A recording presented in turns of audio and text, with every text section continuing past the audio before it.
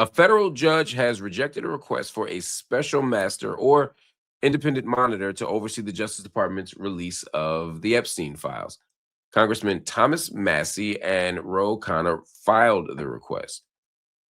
The judge says he lacks authority to supervise the Department of Justice, but notes that Massey and Khanna have legitimate concerns. Now, the lawmakers accused DOJ of breaking the newly signed law by missing a mandatory deadline to release its files and by making redactions to protect non-victims in the files. Now, the DOJ says that it's working as fast as it can to redact and to release. Now, in case you missed it, on Wednesday, in a bipartisan vote, a House committee advanced resolutions Wednesday to hold former President Bill Clinton and former Secretary of State Hillary Clinton in contempt of Congress over the Epstein investigation. Now, this is interesting because it opens the prospect of the House using one of its most powerful punishments against a former president for the first time in U.S. history. This could lead to a criminal prosecution by the DOJ, and it could send them to prison.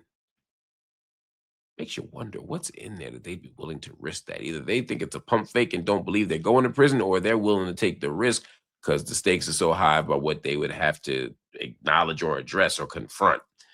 Anyway, Democrats, they're split on this decision. A number of progressive Democrats called for full transparency, even if it meant threatening a former Democratic president.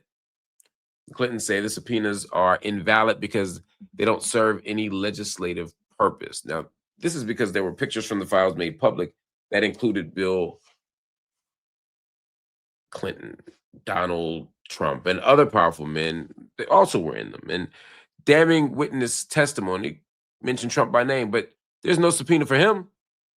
So longtime Clinton lawyers say that the Clintons offered the committee written declarations about their interactions with Epstein. Basically, we'll tell you what happened, but we ain't testifying. Suspicion? Yes. Do I believe the Clintons have something to hide? Absolutely. Do I believe the Clintons are the only ones? No, the Clintons are not the only people with something to hide. Are they only Democrats with something to hide? Absolutely not.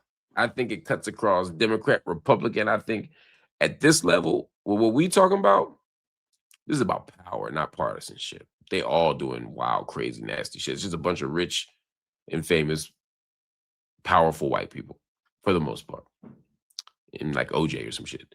Anyway, if a criminal prosecution does happen, then we have to enter the discovery phase, forcing many redacted details from the files to be made public. This is a full, whole, unmitigated mess.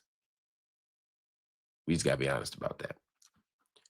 And all of the political maneuvering, all the battles, all the fighting, all the back and forth, all of it is just more evidence of what we already know, which is that people are running for cover. They are scared. They are scrambling. They're doing whatever they can to avoid accountability and to avoid culpability, to avoid even being named in this mess, because it's a rabbit hole. I can't wait to find out what the next step is, what the end game is even for this, because we can't do this forever. We need some accountability. And it's not about nosiness. It's not about just wanting to know the details. This isn't palace intrigue. This isn't gossip. This isn't me wanting to get in people's business. This is about victims. There are victims here. There are legitimate victims here who deserve justice. And that justice can't happen if we continue to lie. Nobody's name should be redacted but the victims.